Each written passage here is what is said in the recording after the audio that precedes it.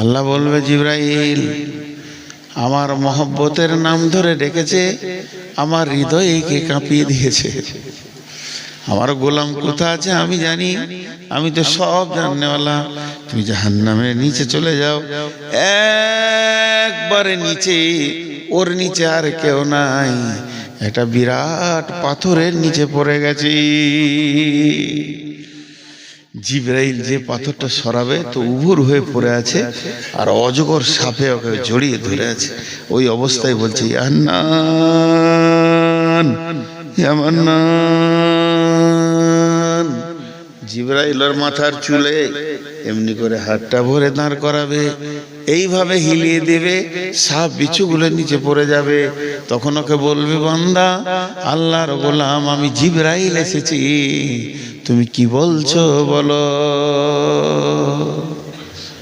ও বলবে জিবরাইল তোমার সাথে আমার দরকার নাই, আমার হান্নান মান্নার সাথে দরকার। আমি যার নাম ধরে ডাকছি আমাকে তার কাছে করে দাও, তোমার সাথে আমার দরকার নাই। আল্লাহর কাছে যখন এনে দেবে, আমার রব বলবে গোলাম রে, তুই আমার মহব্বতের নাম ধরে ডেকেছিস, তোর ডাকার কারণে আমার দিল কেঁপেছে, প্রেম সঞ্চার হয়েছে, আমি রব তোকে মাফ করে দিলাম। লোকটাকে জান্নাতে দেবেন। নারায়ে তাকবীর, নারায়ে তাকবীর, নারায়ে তাকবীর। তো এইভাবে আল্লাহ অনেক জান্নাতে দেবেন। আল্লাহ তো, রসুল তো সুপারিশ করে নিয়ে গেল কিছু, কিয়ামতের মাঠেও আল্লাহ বান্দার সঙ্গে ঠাট্টা করবেন। মাজাহ, বাবুল মাজাহ, হাদিসে আছে আল্লাহ ঠাট্টা করবেন।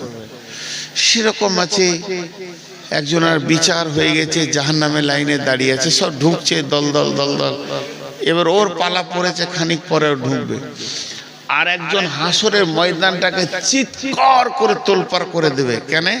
ওর সব নেকি, খালি আর একটা নেকির অভাবেও জান্নাত যেতে পেরেছে না। একটা নেকির অভাব যদি মিটে যায় তুই জান্নাতে চলে যাবে।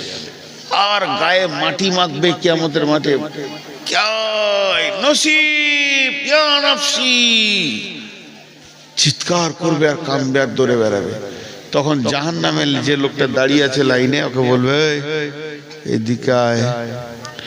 তো বলবে তুই নিজেই জাহান্নাম দিয়েছিস, আমার কি করবি, তোর তো বিচার হয়ে গেছে, ঢুকতে বাকি। আয় ভাই ডাকছি, আয়।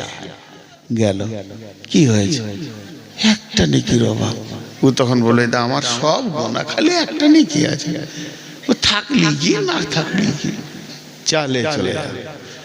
আর খুশিতে মারবে ধর। আল্লাহ আল্লাহ জানে না, সব জানে, আমি বেঁচে গেছি, এই একটা নেকি এনেছি। আল্লাহ বলে সে কে রে, আজকের দিনে তোকে নেকি দিয়েছে সে কে? আমার কাছে কি নেকির অভাব আছে না দয়ার অভাব আছে? আমি দয়া করলে গোটা হাসপাতাল জান্নাত চলে যাবে। তোকে নেকি দিয়েছে আজকে দিনে, ডেকে নেই তাকে।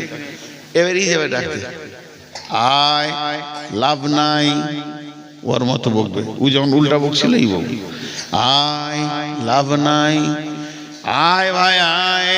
বলে হ্যাঁ আমি আমার গোনা দেখে নিয়েছি, ফেরেশতা যা লিখেছে সব সত্য, আর দুবার বিচার করে এসে একই ঘটনা ঘটবে, যে লাভ নাই। বলে বলছি তোকে আয়, একবার আয়, তোকে রব ডেকেছে, তুই একবার আয়। রবের সামনে যখন যাবে, আল্লাহ বলবে গোলাম আজকে কঠিন দিনে তুমি নেকি দান করেছো, আমি কি নেকি দিতে পারতাম না, কেন তুমি দান করলে বলো? গোলাম বলবে আল্লাহ আমার একটা নেকি থাকলেই বাকি, না থাকলেই বাকি, তাই আমি মন গেল যে আমার একটা নেকি পেয়ে যদি কোনো ভাই জান্নাতে যায় সেটাই হয়ে যাক, তাই আমি দিয়ে দিলাম। আমার আল্লাহ বলবেন গোলাম রে, তুমি মানুষ হয়ে যদি একটা নেকি দান করতে পারো, আমি এত বড় রব দয়ার দিল নিয়ে বসে আছি, আমি আল্লাহ তোমাকে গোটাই মাফ করে দিলাম। এইরকম অনেক হাদিস আছে যে আল্লাহ এইভাবে মাফ করে করে জান্নাতে দেবে। আল্লাহ রসুল শেষকালে হযরত ওমরকে বললেন যে আল্লাহ 3 মুষ্টি জাহান্নামের ভিতরে ভরে এমনি করে জান্নাতে দেবে, 3 মুষ্টি। হযরত ওমর কেঁদে বললেন, ইয়া রাসূলুল্লাহ, আমি ওমরের জন্য দোয়া করেন যেন আমি ওই মুষ্টিতে চলে আসতে পারি। ভাইরা আমার, জাহান্নাম বড় কঠিন জায়গা। তা বাঁচার রাস্তাটা কি? বাঁচার রাস্তা পৃথিবীতে কি করতে হবে? পৃথিবী থেকে আপনি ওইটা বাঁচিয়ে নিতে পারবেন। বিশ্বনবী বলে দিয়েছেন, মাম বানা লিল্লাহি মসজিদান বানাল্লাহু লাহু বাইতান ফিল জান্নাহ। যে মসজিদ বানাবে দুনিয়াতে, আল্লাহ তার ঘর বানাবে জান্নাতে। তো এই মসজিদের জন্য আপনারা কেউ উঠবেন না।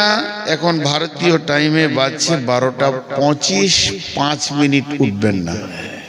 কোনো আল্লাহর গোলাম আছেন একটা 2-5 হাজার দেনেওয়ালা? কোন আল্লাহর গোলাম আছেন?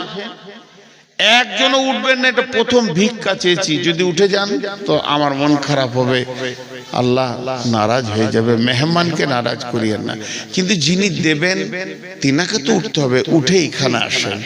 কেউ আছেন আল্লাহর গোলাম যে আমি এই জাহান্নাম থেকে বাঁচার জন্যে, আমি জান্নাত পাওয়ার জন্যে আল্লাহকে দিচ্ছি, কিন্তু কোনো কিছু আমাকে বলতে হবে না, বাপের জন্যে, মায়ের জন্যে, ভাইয়ের জন্যে।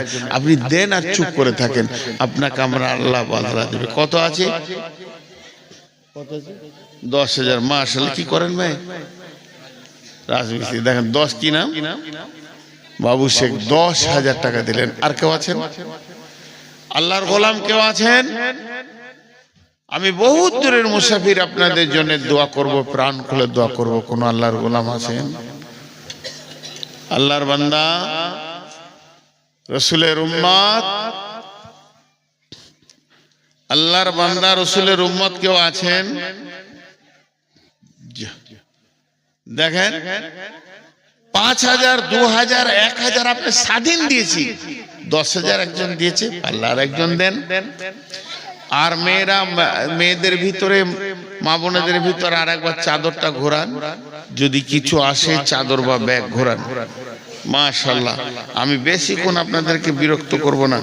এই খুচরোগুলো এখানে রাখেন। এখন পাইকারি হোলসেল দোকান চলছে, রিটেল দোকান খুলবো তখন দেখা যাবে। বলে আর কেউ আছেন? আমি টাইমে ছাড়বো। 2.5 মিনিট গেছে, 2.5 মিনিট আছে। 5 মিনিট আপনাদেরকে বসার দাবি করেছি। 5 মিনিট পর আপনার ক্লিয়ার দোয়া পড়িয়ে দেবো। আমি থাকবো না থাকবো সেটা ব্যাপার আল্লাহ। জি, কেউ আছেন 2,000, 5,000 দেনওয়ালা? মাঝে একটা কথা বলি, যখন দোয়া পড়ে দিব সবাই স্টেজে, টেবিলে নয়, স্টেজে নিজের নিজের টাকা ফেলবেন। যার কাছে যা আছে, 2 টাকা, 5 টাকা, 10 টাকা, 20 টাকা। আমার আবদার হচ্ছে 100 টাকা, 200 টাকা, 500 টাকা। গরিব যদি হন তা 50 টাকা নিম্নে। এ যুগে 50 টাকাটা কিছুই নয়। এ যুগে 50 টাকাটা কিছুই নয়। মাশাআল্লাহ। সব থেকে নিম্নে 50 টাকা। প্রথমে বলছি 1000, 2000, সব থেকে নিম্নে 50 টাকায় টেবিলে রেখে যাবেন। আপনার কাছে টাকা নাই, 1 টাকা দেবেন, 1 টাকাও কবুল। শেষ কথা বলছি, যার পকেটে 1টাও টাকা নাই, আরেকবার বলছি, বুঝতে অসুবিধা হলে বুঝলেন, যার পকেটে 1 টাকাও নাই, খালি হাতটা টেবিলে হাত দিয়ে যাবেন স্টেজে, মুখ দিয়ে বলবেন, আল্লাহ তুমি বরকত দাও, আল্লাহ তুমি দিয়ে দাও, বরকত দাও। এইটুকু যিনি করবেন না, এই খালি হাতটুকু যিনি রাখবেন না, তিনি হাত তুলেন, তেনার সঙ্গে আমার বোঝাপড়া আছে। আমার কথা বুঝতে পেরেছেন? 1000, 2000, 5000 দেন, না পারবেন 500, 100, 200 দেন, মাশাআল্লাহ। আচ্ছা 5000 মাস্টার 2 কিস্তিতে দেবেন, আরো 10,000 মাশাআল্লাহ দিয়েছেন, 70,000 আরো 10,000 দেবেন, লিখেন মাশাআল্লাহ।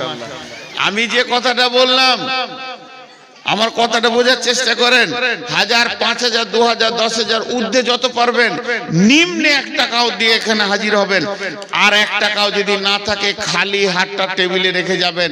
যিনি খালি হাতটা না রেখে পালাবেন, উনি হাত তুলেন। দেখেন, আল্লাহকে সাক্ষী রেখে বলছি। তবে একটা কথা বলছি, যদি এখানে না এসে আপনি বাড়ি চলে যান, আমার ভাষাগুলো বুঝেন, খুব সাদা কথাই বলি, যদি এখানে না এসে আপনি বাড়ি চলে যান, তা আল্লাহর রহমতে কি করব? আল্লাহ আল্লাহ বাড়ি চলে যান, তো আল্লাহকে সাক্ষী রেখে বলছি, আপনি শান্তিতে ঘুমাতে পারবেন না। কেন? আমি বদদুয়া করব? আস্তাগফিরুল্লাহ, তা করব না। কেন ঘুমাবে না? আপনার বিবেক আপনাকে বলবে, আমাকে ডাকা হয়েছিল আল্লাহর দিকে, আমি সেটাকে নেকেট করে পালিয়ে এসেছি, আমাকে বেজ্জতি করে পালিয়ে যান, কোনো দুঃখ নাই। আমি ডাকছি মসজিদের দিকে, এইটাকে কোনোদিন বেজ্জতি করে পালাবেন না। শেষ কথাটা আরেকবার বলে দিই, যে যা পারবেন এখানে একবার হাতটা রেখে যাবেন। যে এই যে এখনই শুনলাম যে 70,000 দিয়েছে, 10,000 দিয়েছে, 20,000 দিয়েছে, 50,000 দিয়েছে, এইটাতে সবাই একবার শরীক হন। যিনি 70,000 দিয়েছেন তিনি 1 টাকা দিয়েও শরীক হোক, একসঙ্গে সবাই যেন আমরা শরীক হয়। যে ছেলেটা 10,000 এখন দিয়ে গেল, ওকে আমি বলতে চাইছি 5 টাকা দিয়ে শরীক হোক। এটা একটা আলাদা দোয়া। আমি দোয়া পড়ছি, দোয়াতে আপনারা বুঝে বুঝে আমিন বলবেন। সময় হয়ে গেছে, ওয়াদা ঠিক রাখতে হবে, বুঝে বুঝে আমিন বলবেন। আর দোয়াটা যেই শেষ হবে, সবাই স্টেজের দিকে আসবেন। এই আল্লাহ, তুমি আমাদেরকে জাহান্নাম থেকে মুক্তি দাও। আমাদের মা বাপ ভাই বোন যারা মরে গেছে, তাদেরকেও জাহান্নাম থেকে মুক্তি দাও। এই আল্লাহ, যে কাজ করলে জান্নাত পাবো, সেই কাজ করার তৌফিক দাও। সকলে বলেন সুবহানাকা আল্লাহুম্মা ওয়া বিহামদিকা আশহাদু আল্লা ইলাহা ইল্লা আনতা আস্তাগফিরুকা ওয়া আতুবু ইলাইকা। সবাই উঠেন ভাই আমার, এখানে ফেলে দেন, এখানে আমি স্টেজে বলছি বারবার। জাযাকাল্লাহ, জাযাকুমুল্লাহ, হাইয়াকুমুল্লাহ, বারাকাকুমুল্লাহ। রব্বুল আলামিন তোমার বান্দাদের দানগুলো তুমি